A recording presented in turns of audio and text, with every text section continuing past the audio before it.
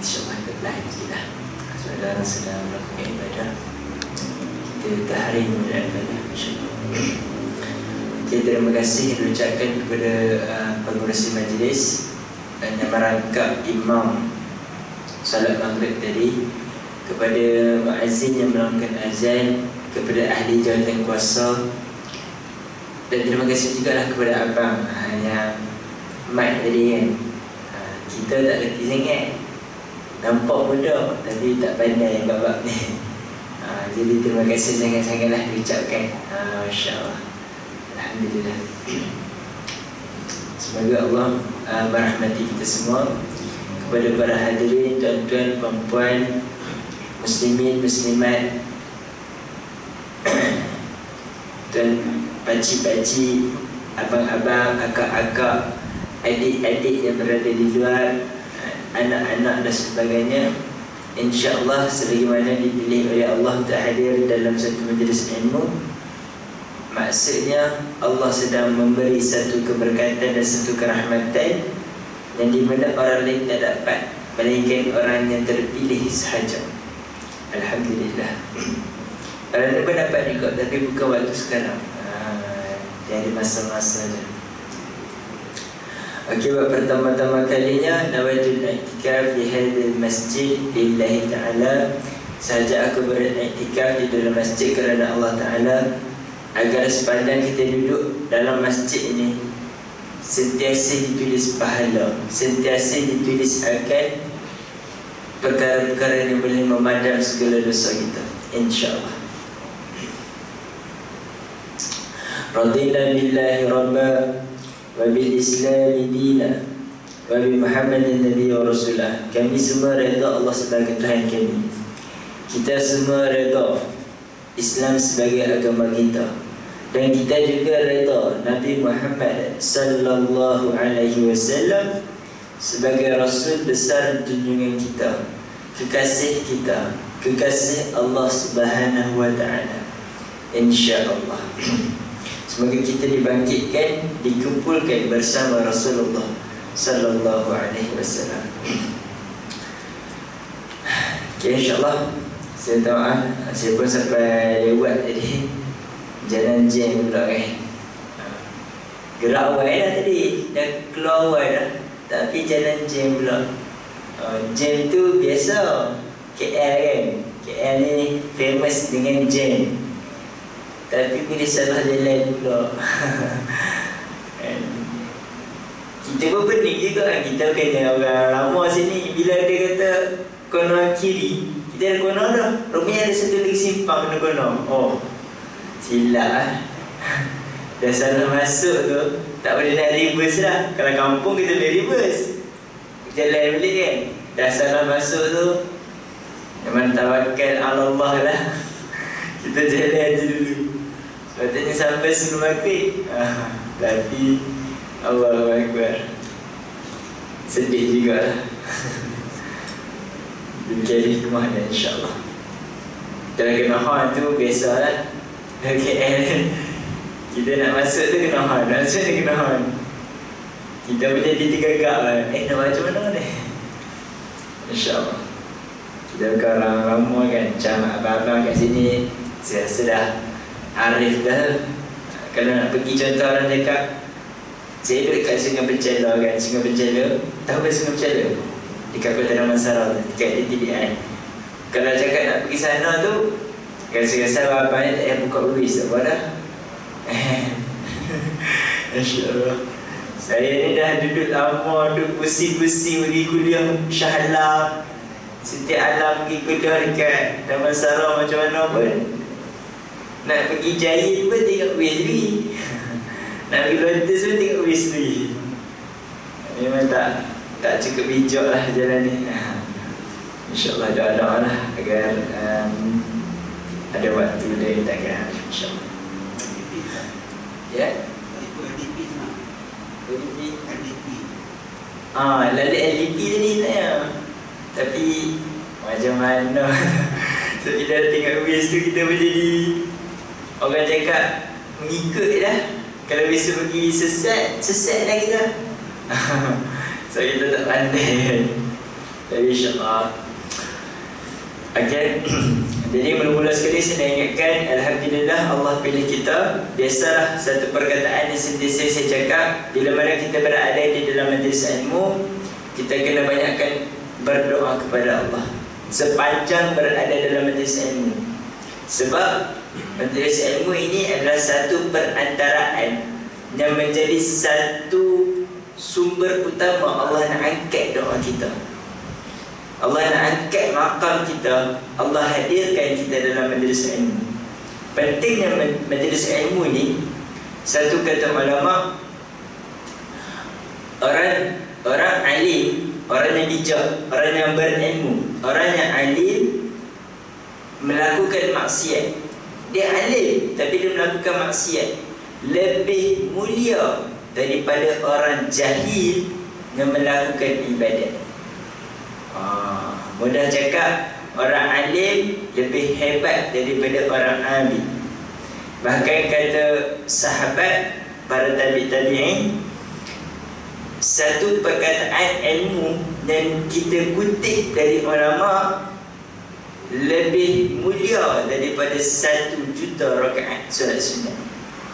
Kita rasa kita solat sunat 1 juta tu, andai katalah 2 rakaat 1 minit, 2 rakaat 1 minit, 1 juta berapa jam?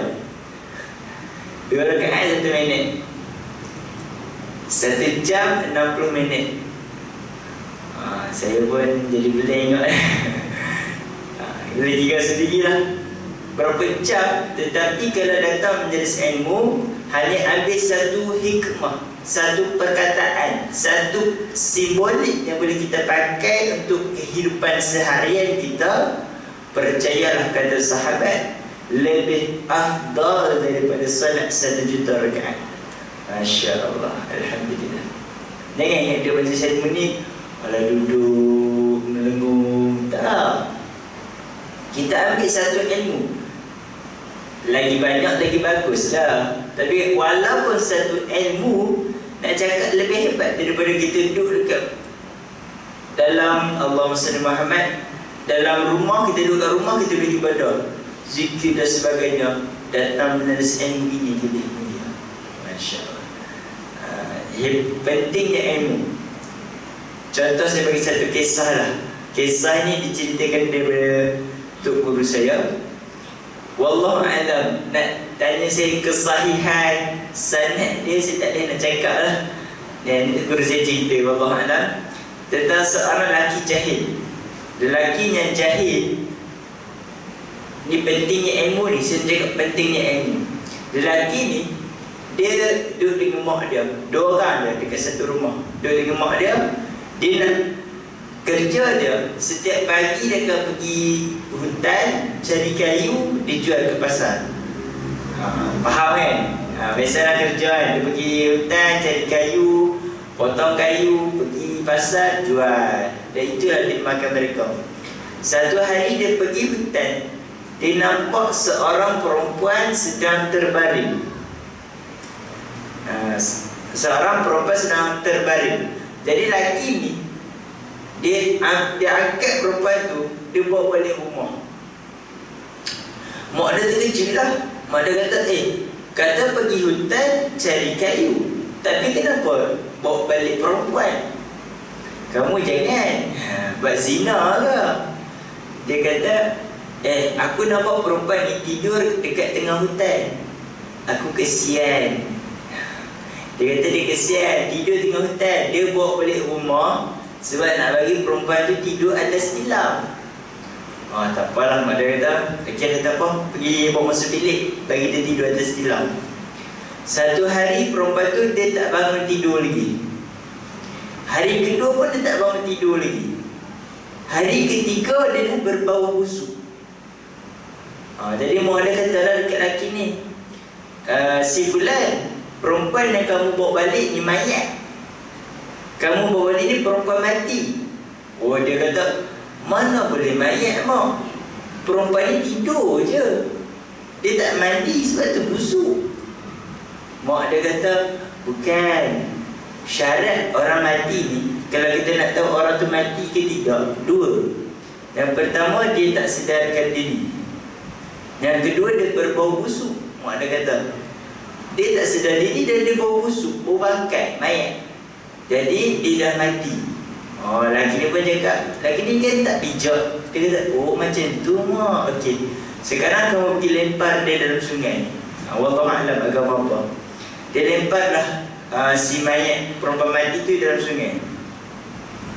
Minggu demi minggu, tiba-tiba satu malam mak dia tidur. Malam tidur kan. Tengah tidur tu dia terjaga.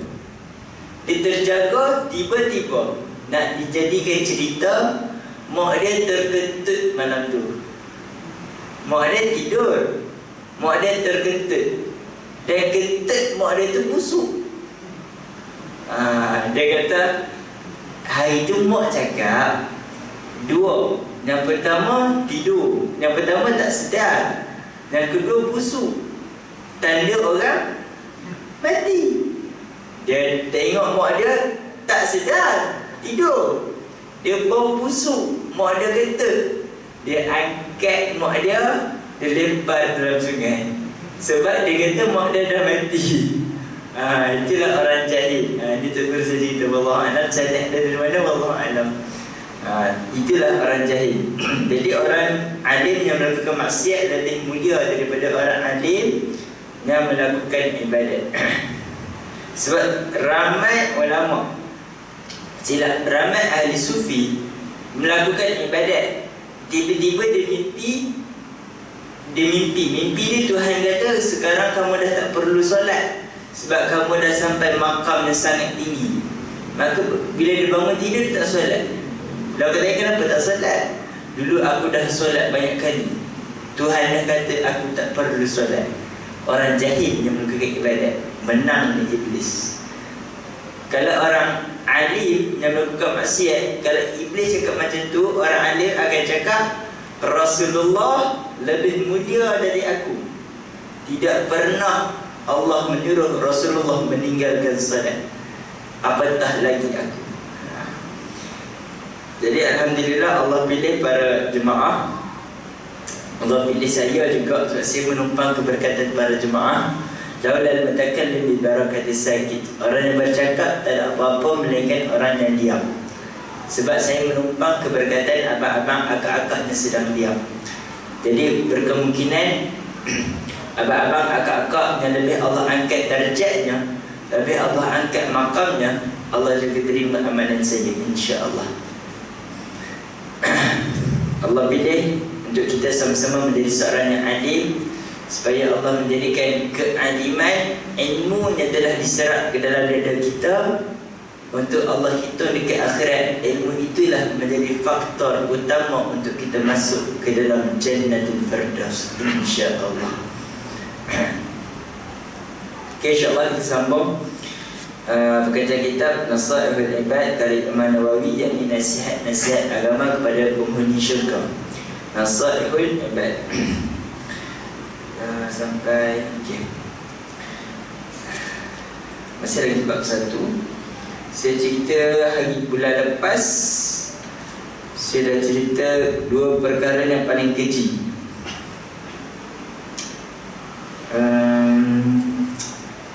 Minggu lepas saya cerita 2 perkara yang paling mulia. Minggu ni insya-Allah saya akan cerita 2 perkara yang paling keji.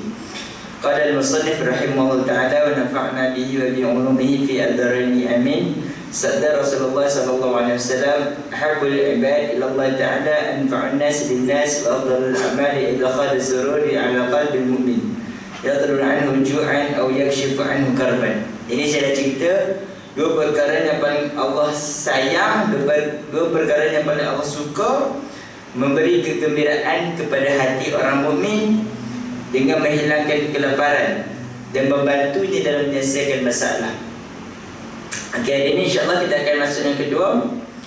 Wa khaslatani la syai'in akhbathu minhuma asyirku billah wa dhurru bil muslimin. 2 perkara yang paling keji, 2 perkara yang paling Allah murka, 2 perkara yang paling Allah benci, Allah tak suka, dan 2 menjadi faktor utama Allah nak laknat seseorang itu. Yang pertama, menyekutukan Allah Subhanahu wa taala. Dan yang kedua, melakukan kemudaratan, yakni satu kebinasaan ke atas kaum manusia lain. Qala al-musannif, membahayakan orang-orang muslim dapat berupa membahayakan badan dan hartanya. Kalau nak kata syirik kepada Allah, saya tak nak cerita panjang pun, semua orang dah faham sangat. Kalau syirik ni menyekutukan, kafir menyembunyikan Allah. Orang kafir tahu Allah itu benar, tetapi dia menyembunyikan. Dia kata tak, Allah itu tak benar. Itu maksud kafir. Jadi syirik ini dia menyekutukan Allah, dia banyakkan Allah. Sebab itulah kalau agama, saya pernah sembang dengan orang agama Hindu, saya pernah sembang dengan orang agama Buddha. Dia orang ni kerana nak cakap Tuhan utama dia orang lebih kurang macam Allah. Orang Hindu dia ada apa? Kasta kan? Dia ada kasta tu kan.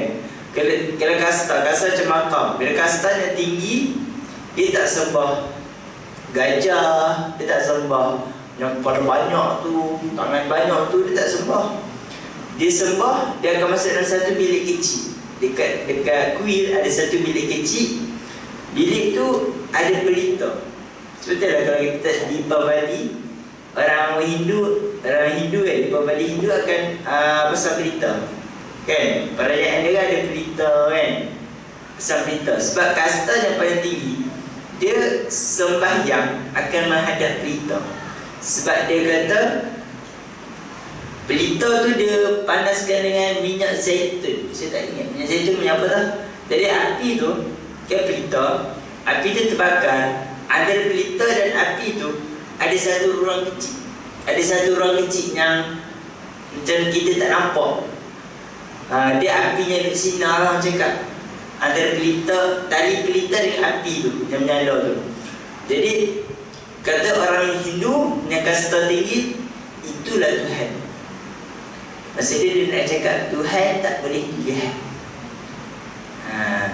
Dan Tuhan ini An-Nur ala-Nur, cahaya di atas cahaya.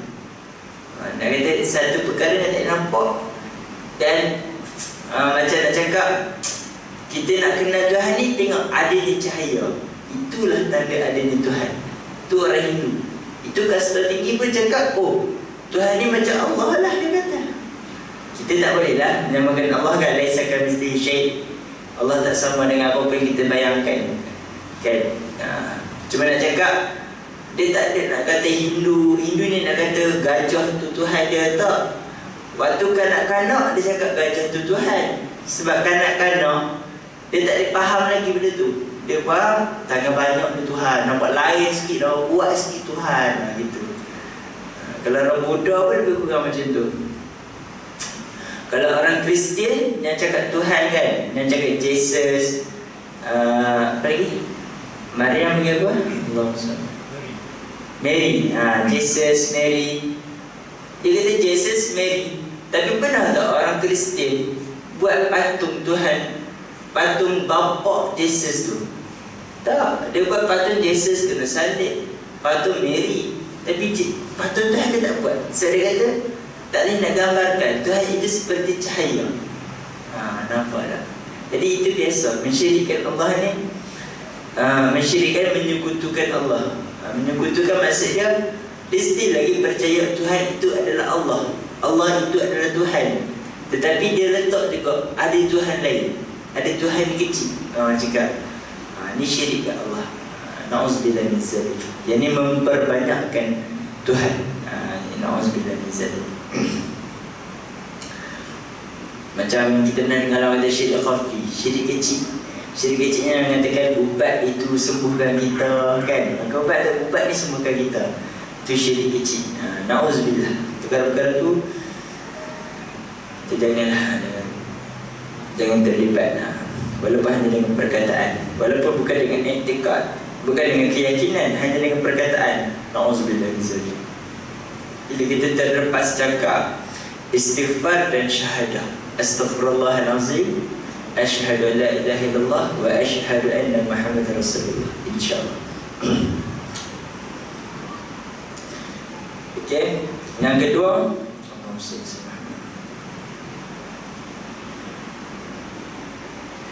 okay.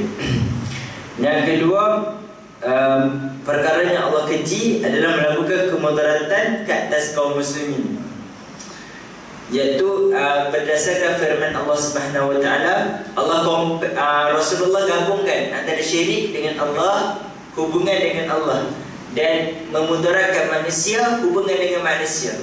Jadi firman Allah yang ada kaitan dengan hadis Rasulullah, wa aqimus salah wa atuz zakah, yakni mendirikan salat dan bayarlah zakat. Kalau dalam Quran, kalau kita perasan, bila kita sebut je aqimus salah, mesti ada kitab zakat. Cakap bab solat, mesti ada zakat. Macam beri, macam pasangan orang kata apa? Sparring partner. Sparring partner. Macam pasangan apa yang dalam TV nyanyi tu, duit apa? Duit.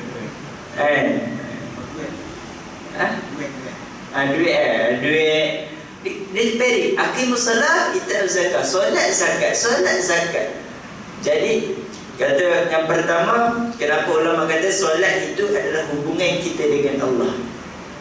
Dan kalau ada perkataan wa dalam Al-Quran, maksud dia tak boleh pisah antara solat dan zakat, yakni antara hubungan kita dengan Allah dan hubungan kita dengan manusia. Tak boleh pisah. Tak boleh kita jaga hubungan dengan Allah, wow, punya hebat, tapi dengan manusia, jam, tak dipakai. Tak boleh. Tak boleh juga kita jaga hubungan dengan manusia, sedekah, zakat, hebat, tapi solat tak jaga, tak boleh. Jadi kalau kita wah dalam Al-Quran, maksudnya dia pairing, yang kena dia kena combine, memang kena gabung dua tu.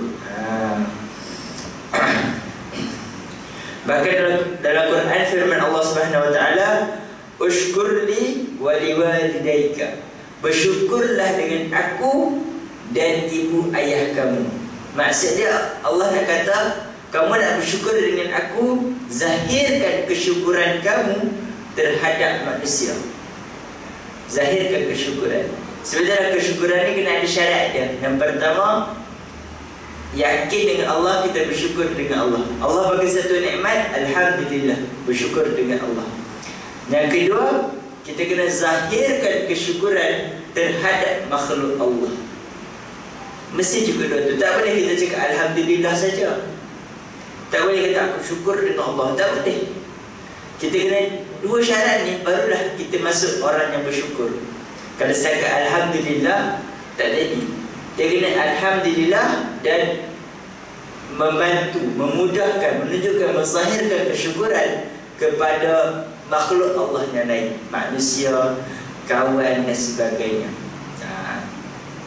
Jadi kita pilih kawan yang baik, dan kita pilih orang yang kita nak bayar, yang kita nak bagi sedekah itu kepada orang yang betul-betul sesuai. Sebab kata Rasulullah,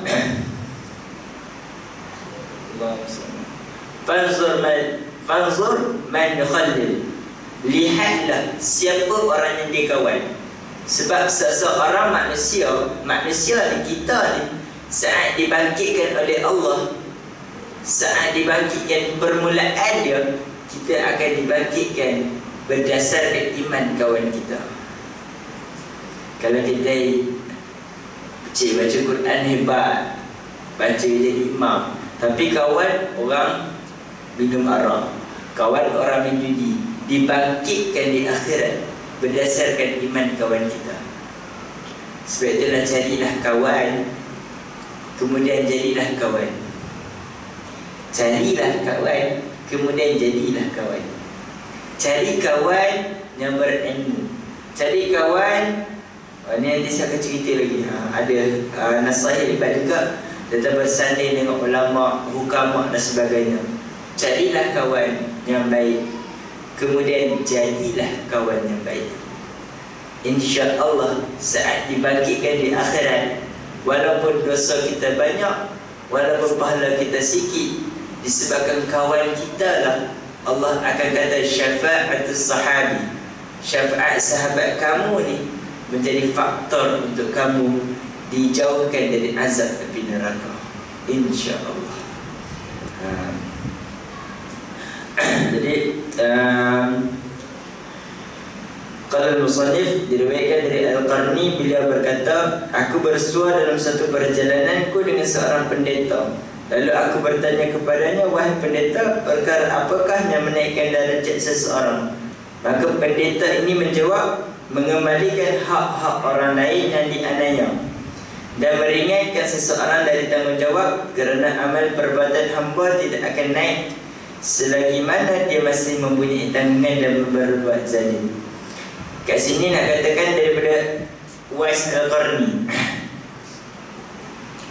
dalam satu perjalanan ditanya seorang pendeta, seorang ahli kitab, seorang yang bijak, yang arif, seorang ilmuwan. Kalau kita cakap orang yang doktor, profesor kan, dia tanya, dia kata, Prof, apa amalan yang menaikkan darjat kita dekat sisi Allah? Apa amalan yang membuatkan darjat kita tinggi? Banyak, sangat banyak. Tetapi sangat difokuskan pada zaman itu, pada waktu itu, kata profesor itu, kata pendeta itu, mengembalikan hak-hak orang yang dianiaya. Mengembalikan hak-hak orang yang dianiaya dan meringankan seseorang dari tanggungjawab. Yakni nak mudah cakap, dia memberi manfaat kepada manusia lain. Memberi manfaat, kita tolong orang. Bahkan dalam kata Imam Nawawi, kita bangun tidur, kita fikir, aku nak mudahkan urusan orang, belum buat lagi. Itulah kata ulama, an-niyah qabla al-amal miftahu ta'ah. Niat sebelum amal. Niat tanpa amal, belum buat lagi, baru niat, kunci kepada ketaatan. Al-amal laisa niyah miftahul maksiyah. Amal perbuatan tanpa niat adalah kunci kepada kemaksiatan. Nampak tak? Jadi kalau kita nampak, kita niat tu Allah dah bagi pahala. Tapi kalau kita buat satu perkara tak ada niat, kita datang majlis ilmu, kita tak ada niat, kita datang majlis ilmu, kita tak ada doa, kita solat tak ada niat, kita puasa tak ada niat, rugilah. Adalah kunci kepada kemaksiatan. Rugi kalau kita hanya ittiba, laisa ta'ah.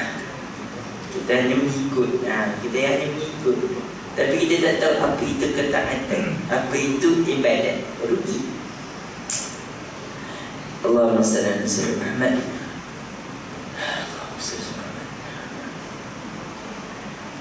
Sebenarnya tadi kita lupa dah. Nak katakan Imam Nawawi kata, niat kita tidur, kita bangun tidur, kita niat, kata aku nak tolong orang, aku nak bantu orang, aku nak memudahkan urusan orang. Bangun tidur baru niat, belum buat, belum bawa orang pergi hospital, belum tolong angkat barang orang, belum tolong bagi makan dekat orang, belum. Baru bangun tidur, dia tak tengok handset lagi. Bangun tidur, dia tak tengok lagi benda-benda lawa. Dia terus terniat, aku nak mudahkan urusan orang hari ini. Aku nak tolong mak aku lah, aku nak tolong isteri aku lah, aku nak tolong laki aku lah, akak-akak. Bangun tidur, laki aku nanti nak makan apa aku nak bagi dia makan lah. Laki-laki bangun tidur, hari ni aku nak beli hadiah untuk isteri aku lah. Baru niat. Kata Imam Nawawi dalam hadis Rasulullah SAW, Allah akan tulis bagi dia pahala haji mabrur. Bukan haji biasa. Haji ni ada banyak. Ada haji yang ditolak, ada haji yang diangkat, ada haji yang sekadar ibadat. Dan ini adalah haji mabrur, haji yang mana Allah terima, Allah angkat. Baru niat. Bangun tidur niat nak mudahkan urusan orang, Allah bagi macam tu. Untungnya kita, bapa akak-akak ni untung. Jadi esok bangun tidur, jangan tengok handset lagi. Jangan bangun tidur tengok TV, tengok bola kan. tengok MU MU dah kalah dengan Liverpool kan. Tak payah bola lagi, dia ada TV lagi.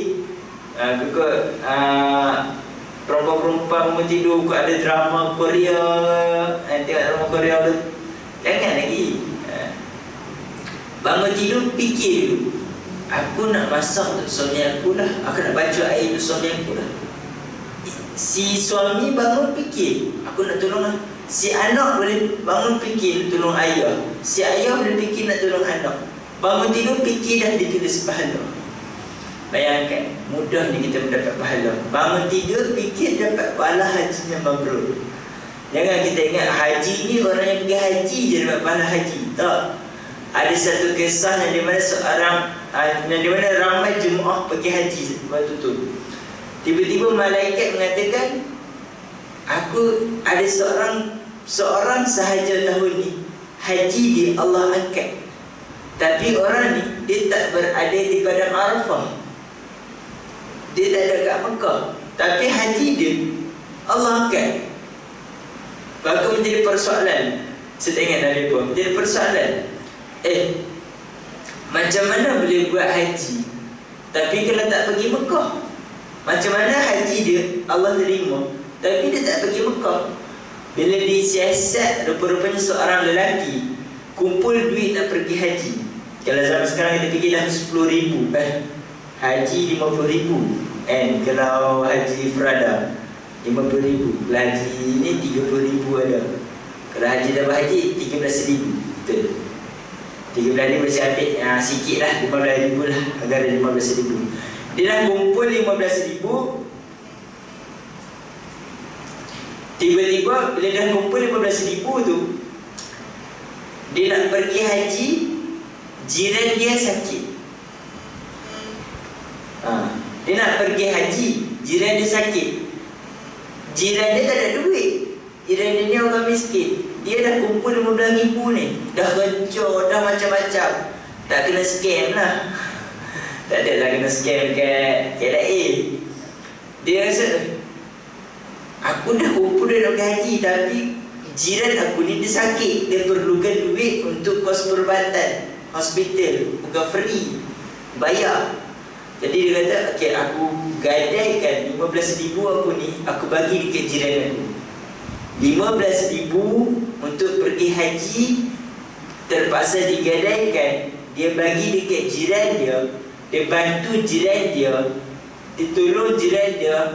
Dari faktor kesihatan, Allah angkat pahala dia seperti pahala melakukan haji yang mabrur. Yang malaikat sendiri cakap, musim ni seorang je haji yang terima, yang lain tu tak diterima. Sampai tahap tu. Jadi hubungan kita dengan manusia ni sangat penting. Jadi antara amalan yang terbaik adalah khairun nas anfa'un nas. Amalan yang terbaik adalah memberi manfaat kepada manusia yang lain. Sehebat mana kita ibadah seperti sahabat Rasulullah sallallahu alaihi wasallam. Kita azan dulu lah sebab dah masuk waktu, InsyaAllah. Saya teruskan. Saya teruskan sikit lah. Okey, jadi sahabat Rasulullah ni seorang yang sangat kuat ibadah. Maksud dia, bila orang tahu dia ni kuat sangat ibadah, maka jumpalah dengan sahabatnya lain. Saya lupa nama. Jumpa sahabatnya lain, kata si fulan ni dia kuat sangat ibadah. Orang datang pun dia tak nak layan dan sebagainya. Orang datang pun sampai tahap tetamu datang, dia layan tetamu. Dia buat air, dia buat nasi.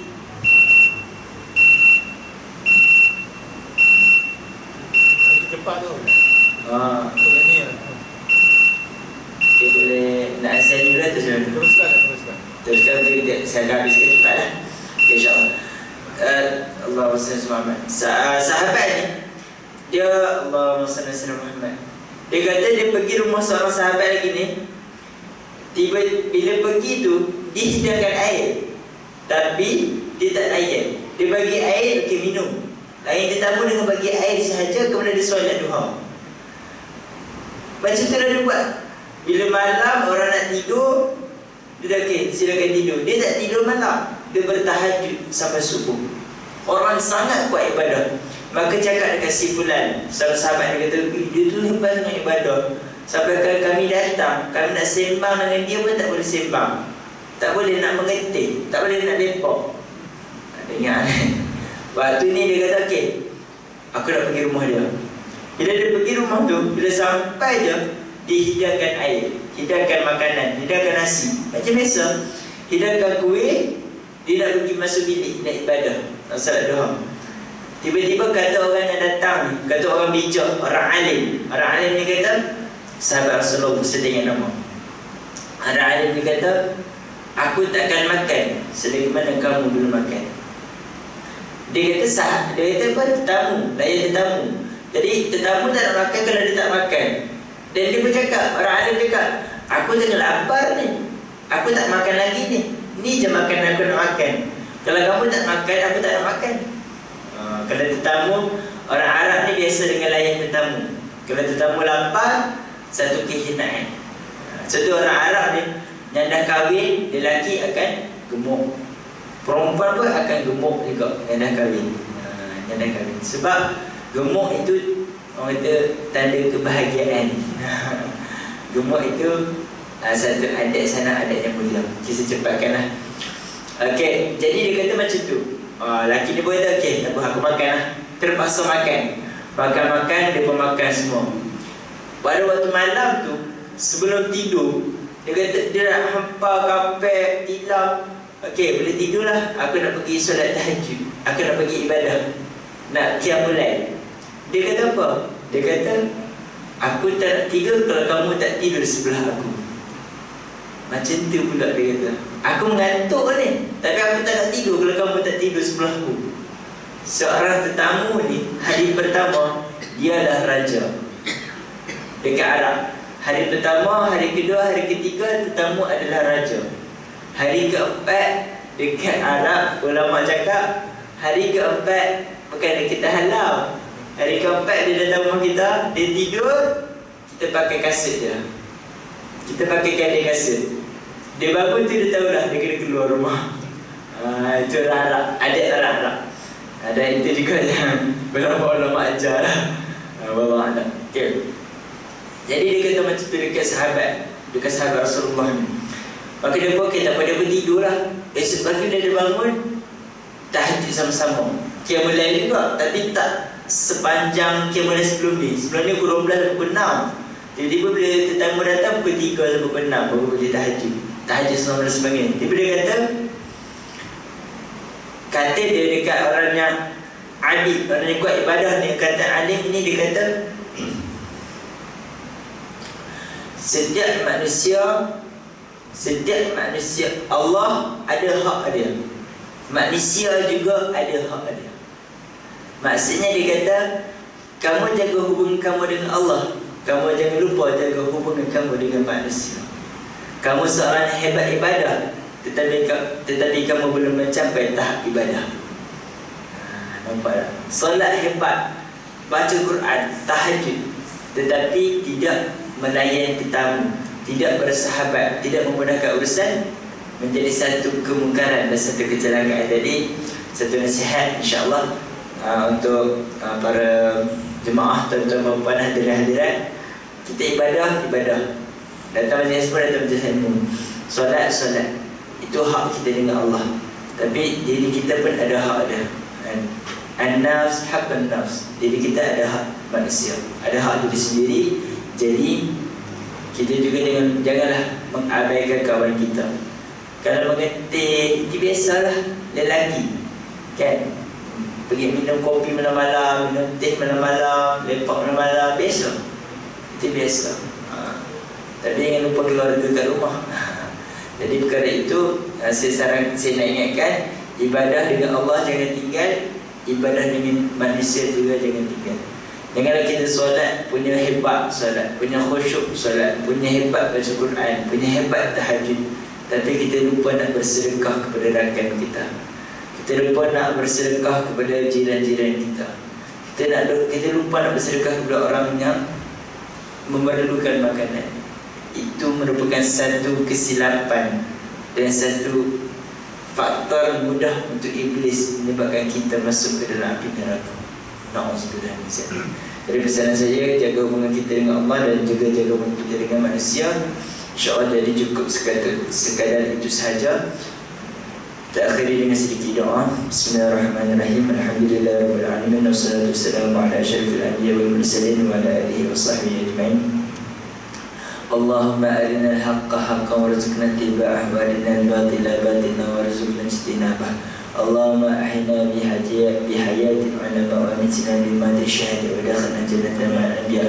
Wa sallallahu ala sayyidina Muhammadin wa ala alihi wa sahbihi wa baraka wa sallam. Walhamdulillahi rabbil alamin. Assalamualaikum warahmatullahi wabarakatuh.